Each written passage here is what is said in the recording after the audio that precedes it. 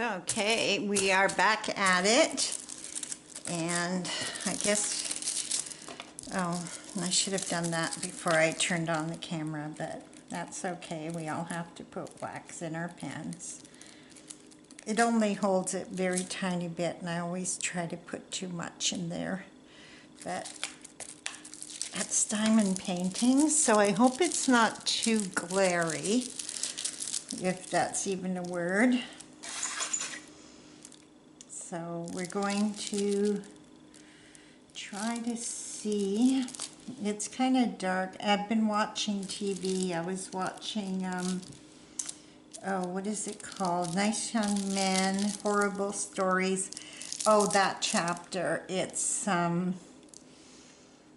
pretty interesting. And today the story was about something that is going on in New England. I guess a lot of people think that there is a serial killer in New England. And yeah, I watched it right till the end. I even watched the commercials because it was a nice break from all of the other terrible stuff that he was talking about. But yeah, every now and then I get into these. I guess you just need to see it. It's a terrible thing. Sometimes I think this world is just a terrible place, but at least he does a nice job of it. And the ending of his story was surprising, to tell you the truth. So I don't know if anybody else watches that chapter, but yeah. I used to watch another one. Well, I used to watch The Misery Machine and Suffer the Little Children. I cannot watch those anymore. It's too heartbreaking. And there's another young man who was a Marine or a Navy SEAL. I'm trying to think of his name and I can't.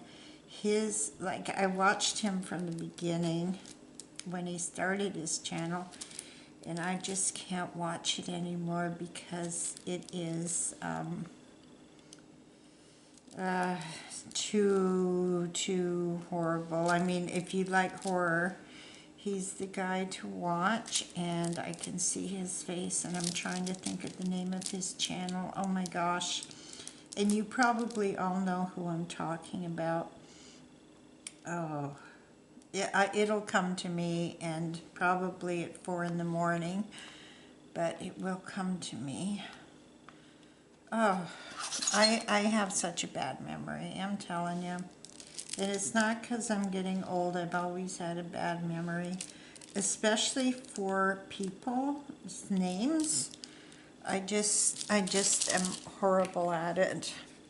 And that's even people I know. And another thing that I'm really bad at is if I see somebody out of context, I don't recognize them.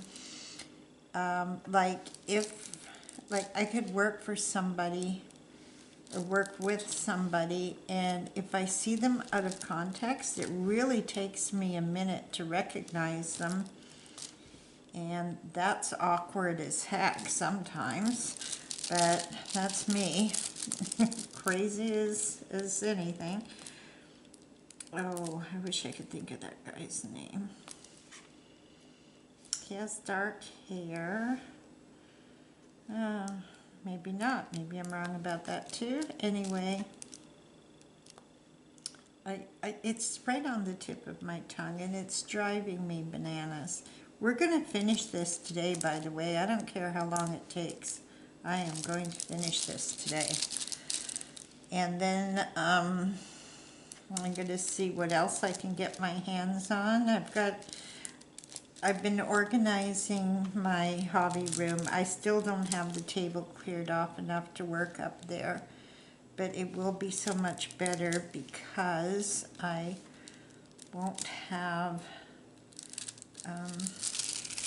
I I did a lot down here. So now all I have is the big stuff. Yay! And maybe some little stuffs that I missed along. Oh, yes, I have. I'm always missing stuff, but I find it again. And that's the nice thing about diamond painting. And it's kind of, I'm feeling like it's dark in here, and I don't know that it is, but I'm feeling kind of dark. It's probably just my eyes being tired. Oh, it's Mr. Something. Oh, I wish I could think of it. Okay, let's start with the ones, because we can. It's pretty late, actually, and I'm doing this tonight because I don't know how things are going to go in the morning. I should have brought down tweezers, and I did not. So I don't think I can pick it up like, oh, I'll be darned, I can. Okay, I could probably pick these big ones up with my fingers anyway. No, I can't do it like that. I really do need tweezers. I have hemostats in the drawer here, but that's not going to work because they lock. And this is just as easy, I guess.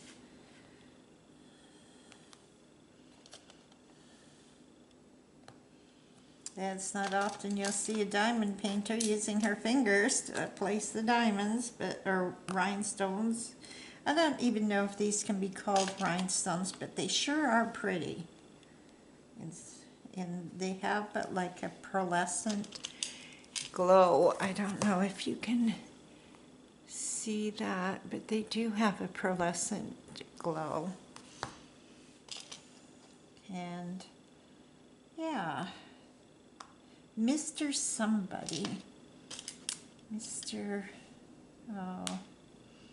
Oh well, it's gone.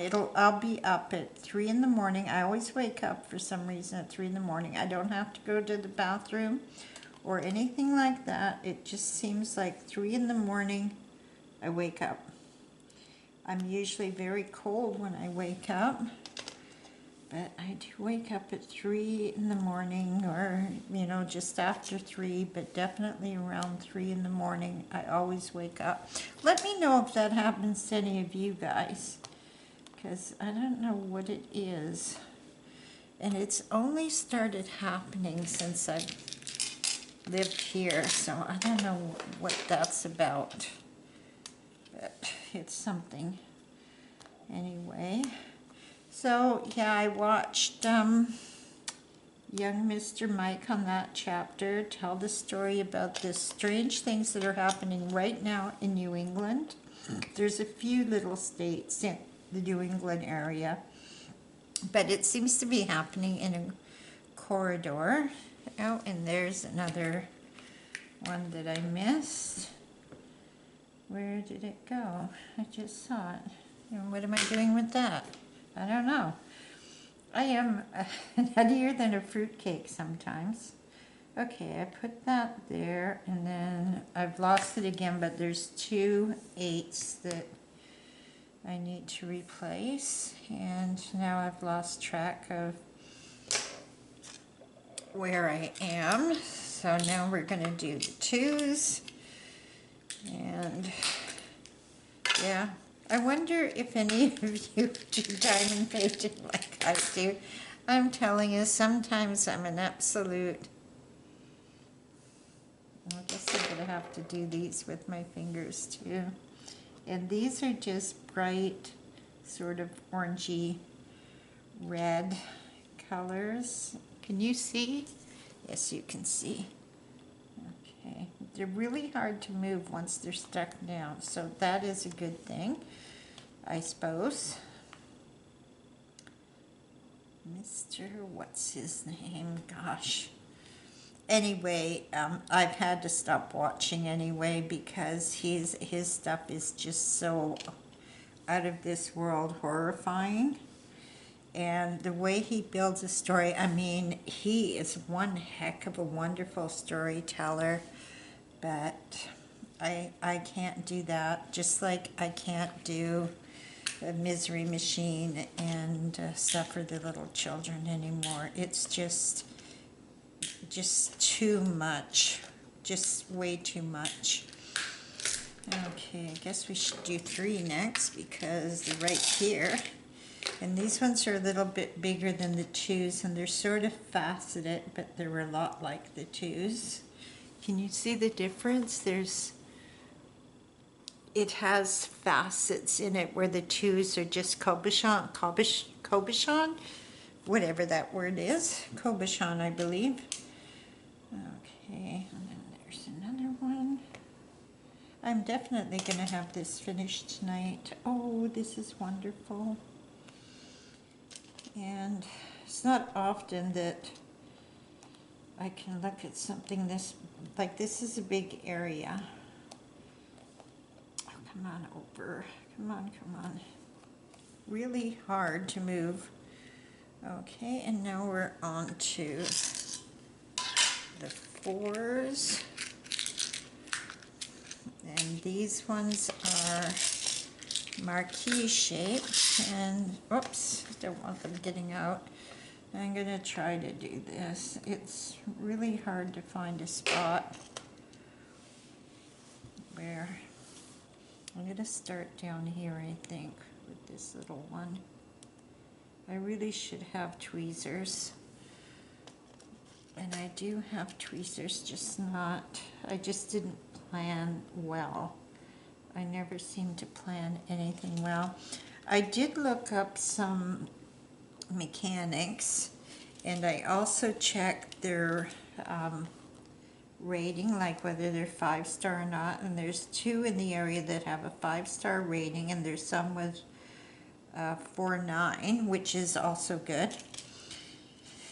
Canadian Tire does not have a good rating at all, but that's not surprising. I mean, they're okay for tires, but every time I've gone to Canadian Tire to have something done to my car, there's always somebody at the counter yelling at the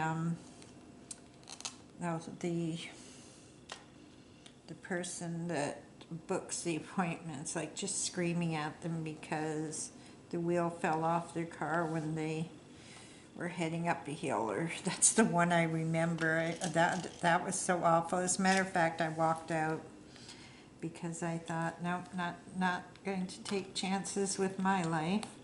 And that was what this person was yelling at the manager about. So yeah, I wouldn't. I'm sure that if I took it to Canadian Tire, even if there was nothing wrong with it and it was just the engine light was on because I went over all of those potholes, I'm sure that they would find something for me to spend money on. And that's the one thing about being a woman. They just seem to want to take advantage. And with these new cars, I mean, the first car I ever had, my husband bought me, and it was a 16-year-old Pontiac Stratochief with Armstrong steering. And if you've never driven Armstrong steering, believe me, thank God for automatic steering. Yeah, there was nothing wrong with that car. 16 years old, not one bit of rust on it. And the chrome stripe had been removed from both sides, and there still wasn't any rust on it. And then one day my husband said to me, we got to get rid of it because they're going to take it off the road. If you don't get rid of it, it's too old. So yeah, I had to get rid of it, unfortunately. But yeah, never had a problem with that car except getting in and out of a parking space with Armstrong steering. It was like working a full day at a mine. It was rough. And I'm telling you, it really built up your muscles in your arms driving that thing. I mean, when it takes you like 5 turns to get around, to make a right turn. Like, that's just bad. But I kind of love that car.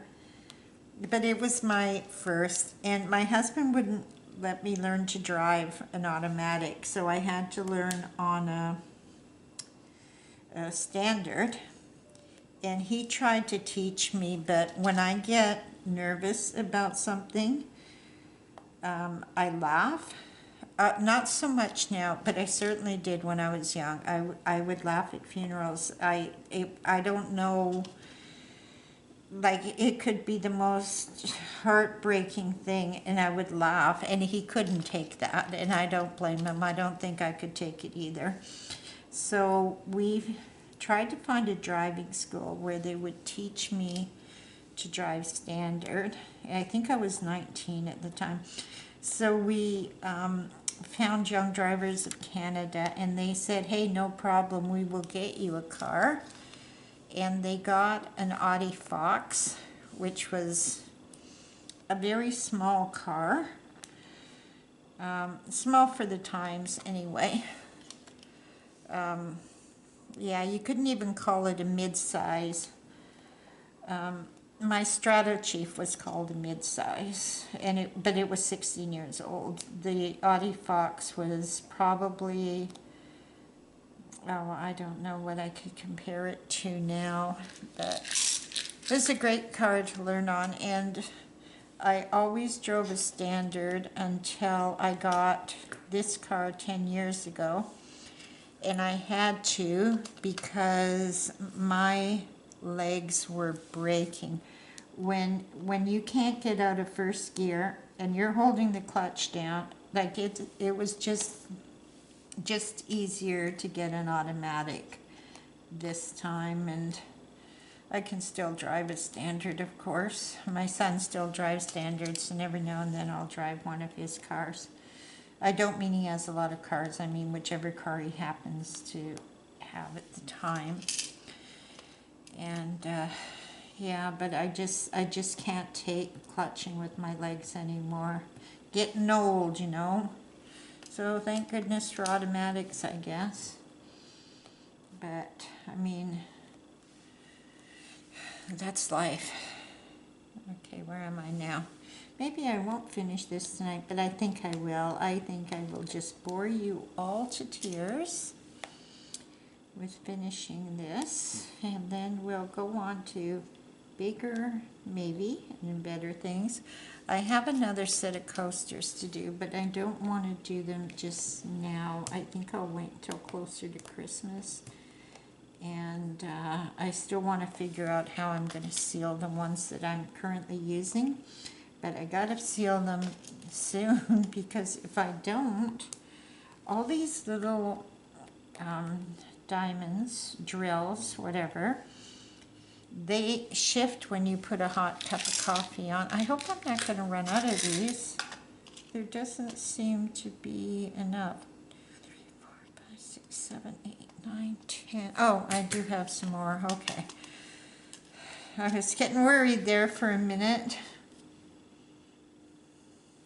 This is so hard to do without tweezers, but I can still manipulate them around, and I guess my fingers can be called tweezers too.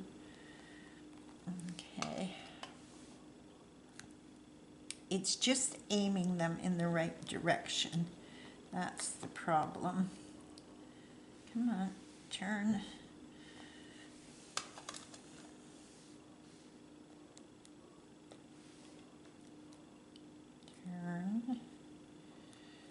Okay, these are really pretty.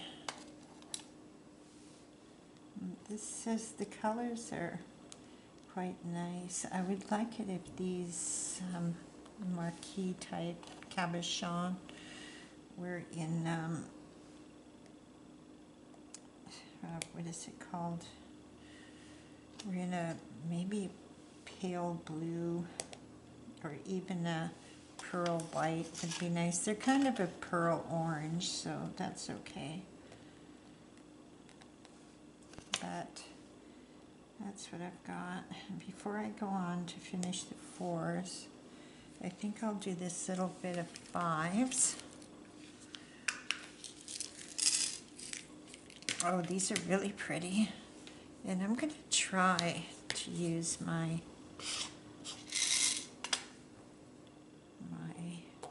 wax.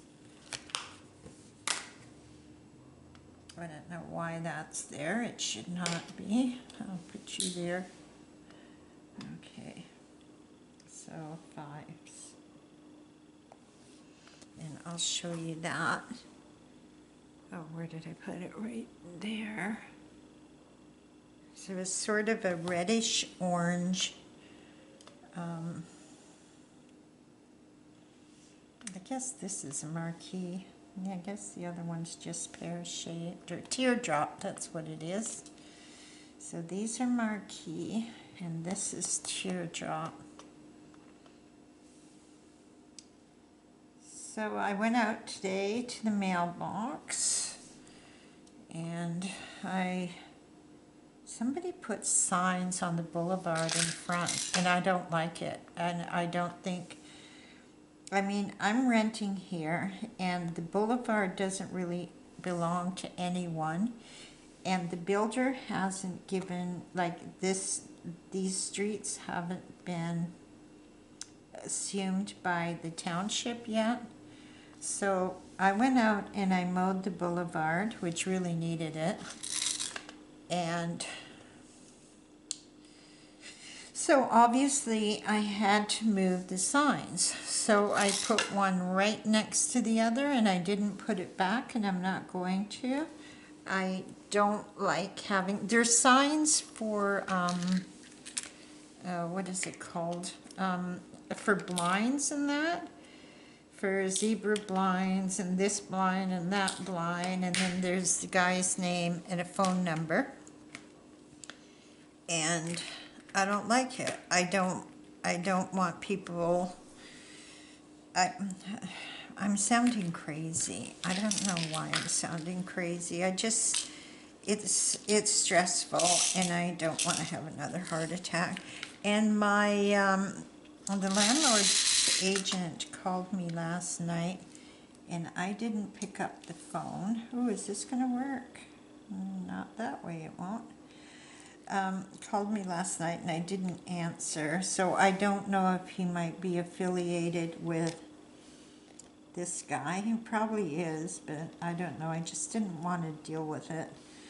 But I didn't move the sign until today, so I'm not really worried. Like, I must sound like an absolute Karen, but I'm not. I just don't like it. Nobody gave him permission to put a lawn sign there. 2 of them. And not only was there 2 of them, but they were right in front of my unit, nobody else's, and no other ones on the street. And I made sure that I had a look, and I had an especially good look when I went to the mailbox. So I feel targeted for some reason, but that's just my paranoia, I guess. I don't know that I'm really paranoid, but anyway,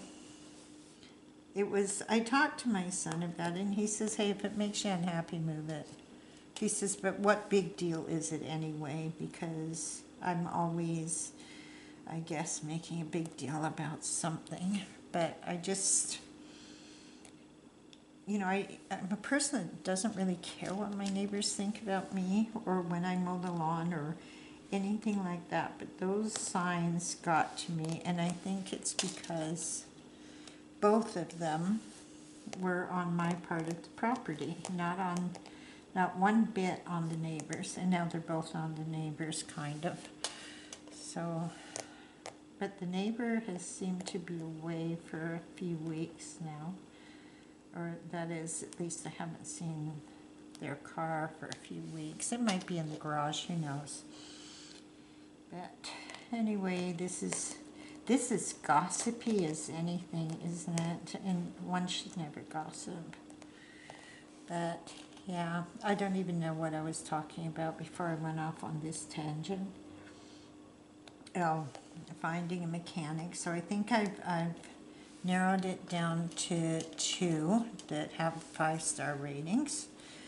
And I guess I'll give them a call tomorrow. And that's why I'm doing this tonight, because I'm hoping they're close enough so that I can walk home if I have to leave my car there.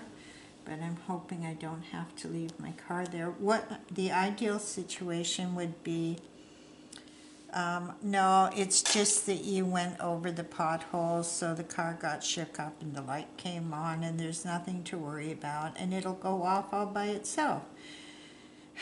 I'm praying that that's the scenario. The likelihood of that being the scenario is probably not the scenario at all. It's probably going to be, oh, your cataclysmic converter or your muffler or something is falling off. Although I don't know how anything could fall off because everything is packed so tight in these little cars. I mean, I opened the lid and I can't see anything. I can't see a breather. Like when I had the Strato Chief, I could take off the breather, change the filter, I could fix the spark plugs, I could gap them, you know, I could change the oil, I could fit 4 people inside around the engine on my Strato Chief. But this car, there is absolutely no room to do anything. I swear you have to tear the car apart before you can do anything at all. When I took it in for an oil change, the guy changed the cab filters, which probably have never been changed. And he had to sort of lay on the ground and in my car upside down to get into where the filter was. Okay, I know that there is 2 missing and I cannot see them. Can you see them? I don't know where they are. Anyway, I will find them. It looks like there's one flipped over here. Don't know how that happened. Come on, lay down. Okay. So that is good. I should be able to see it really okay. Now take my eye off it and I'll miss it. There is one here. And that's upside down. And I don't want it there. Come out. Oh, come out. Okay, I'll put that there. Put you there and lay you down. Okay, so that was one, but I know I saw 2. I saw 2 together. It was on this side. But where? Where? Okay, I'm not going to waste any more of your time. I'm going to... That one's out of place, but it's not missing. Okay, I'm going to take my ruler, and I usually just take my ruler. These clear ones aren't good for this, and just sort of go down like that while I'm scanning across and see if I can see anything printed. It's really strange. I should have stopped immediately and fixed it. But, oh well, anyway, thank you very much for watching. I really do appreciate it. And I hope that if you feel like it, you'll give me a like, leave me a comment, especially if you have any of the answers to my questions. And I'll put these away. What I do with the leftover ones is I put them in little baggies with the name of the piece that I was working on. And I separate them into little baggies, put them in a bigger baggie, a bigger small baggie, and name whatever piece I was working on. Then if I'm missing any or any fall out before I can get them sealed, then I have them. But this is really going to bother me now. But I'm just going to pretend that the one that I replaced was the one that was missing and there weren't 2 and I just had double vision. because that will make my life so much easier. Anyway, again, thank you. I really do appreciate it, and thank you for watching, even though I'm a nutcase sometimes. Thank you, thank you, thank you. Bye-bye now. Have a great evening or day, depending on when I upload this.